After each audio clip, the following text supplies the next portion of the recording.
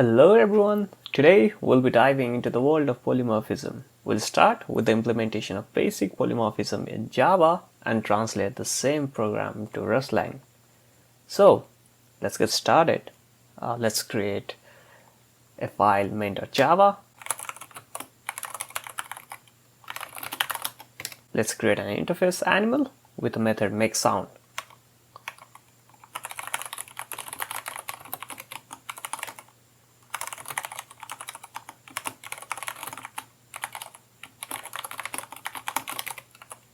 Let's create two animals of type dog and cat that implements the interface animal.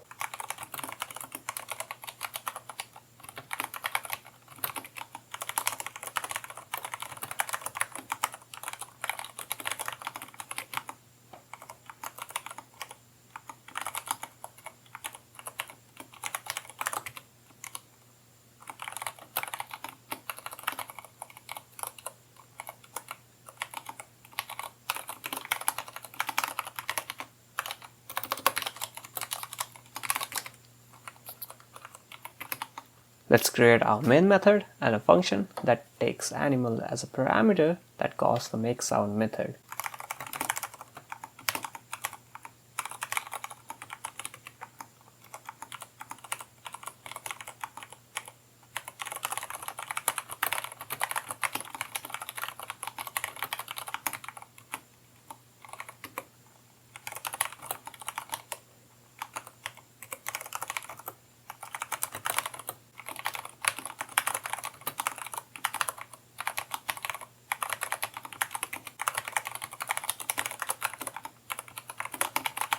Let's create two animals, dog and cat, and call the play function.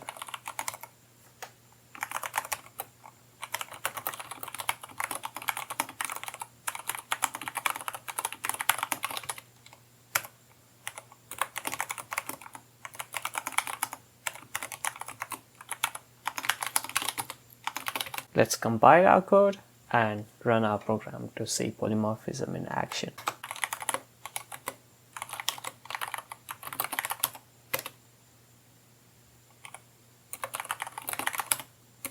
Calling the same method of same type results in different output. This is a basic implementation of polymorphism in Java.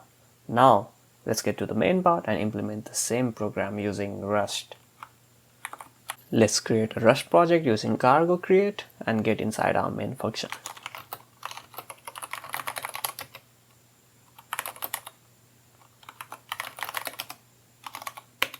So in Rust, instead of interface, we have traits. Let's create a trait called animal and the method makeSound.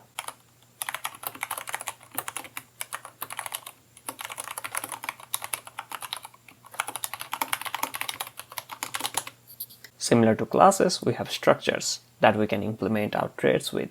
Let's create two structures, cats and dog, and implement the trait and the trait method.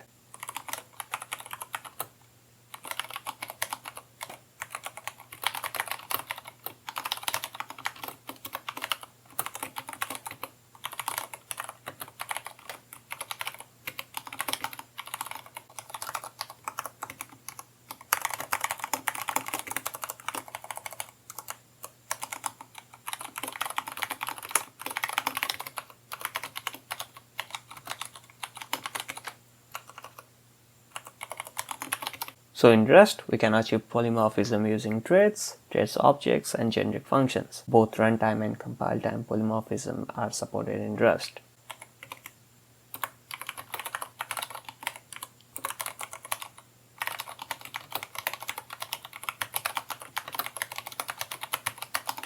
We can use dynamic dispatch to achieve runtime polymorphism.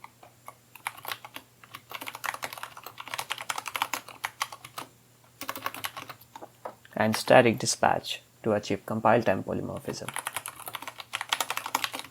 Let's set up our play function for both of the approaches.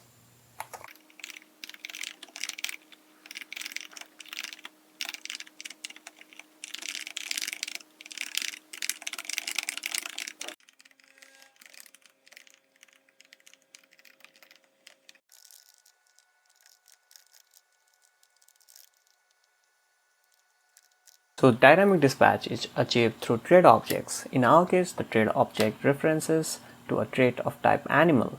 With this approach, it enables runtime polymorphism and dispatches the method calls at runtime, making this the program less performant at the runtime and with less binary size at compile time. On the other hand, the static dispatch is resolved at compile time. Since the concrete method is known at compile time, the compiler optimizes the code and directly calls the appropriate method implementation, making this program more performant at runtime with a bigger binary size at compile time. In our case, this method uses a generic type parameter t that is bounded by the animal trait.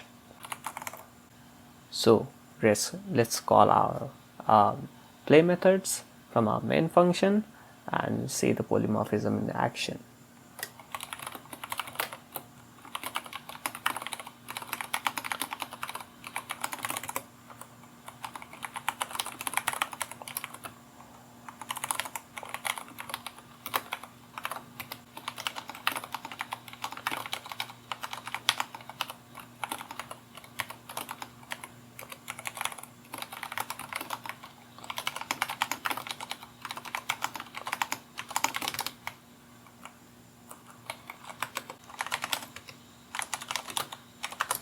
There you go.